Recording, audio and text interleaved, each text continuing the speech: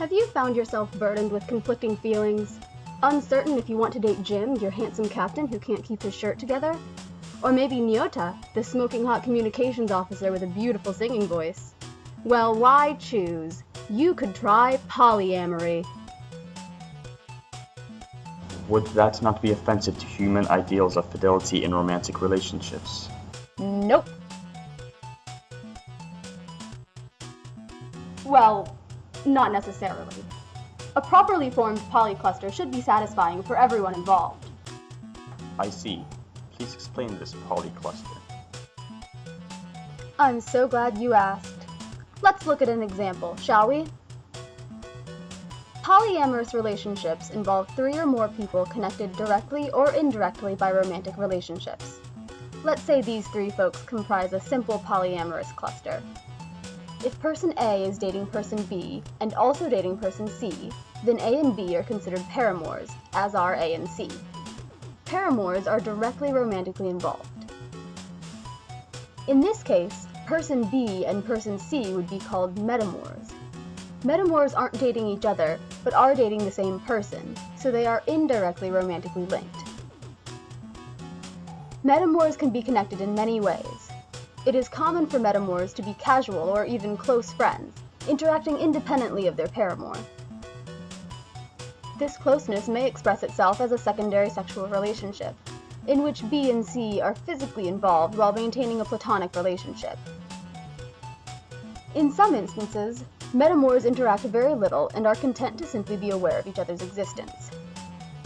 It is very uncommon and highly ill-advised for metamours to be completely disconnected from each other, especially in small clusters. Functional polyamory is dependent upon communication and honesty, so awareness is crucial. Done right, polyamory is fun, it's safe, and nobody gets hurt. Seems logical. But wait! It's dangerous to go alone. Take this!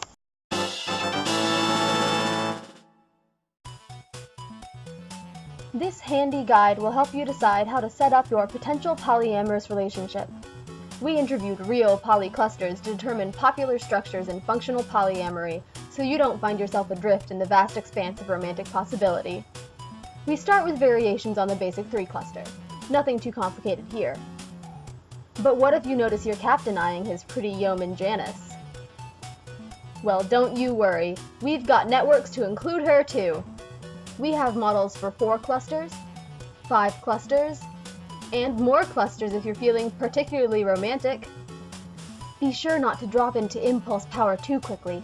Things get complicated pretty fast. For the mathematically minded among you, we also provide a handy formula to measure how strongly each polyamorous partner is tied to the cluster as a whole. This works using weighted connections, where the different types of relationships are weighted as shown here. For simplicity, we assume romantic relationships are necessarily stronger than non-romantic interactions. To demonstrate the system, we'll work through our sample 4 cluster. We'll begin looking at node N. Recall that romantic relationships have a value of 1, friendships have a value of 1/2, and awareness has a value of 1/4. We sum these values to get the total connection weight for N. Next, we calculate ρ, our connection coefficient. Rho is calculated as the total connection weight divided by 1 less than the number of people involved in the cluster. This represents the number of possible connections if all connections were weighted equally.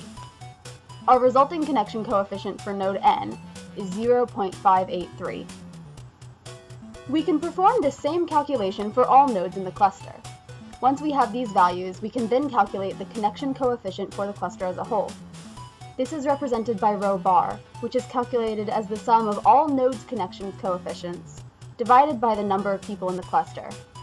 This accounts for cluster size and allows us to compare large and small clusters easily. Using this analysis, you can easily pinpoint the central polyamorous player, and check in on anyone who may be feeling a little left out.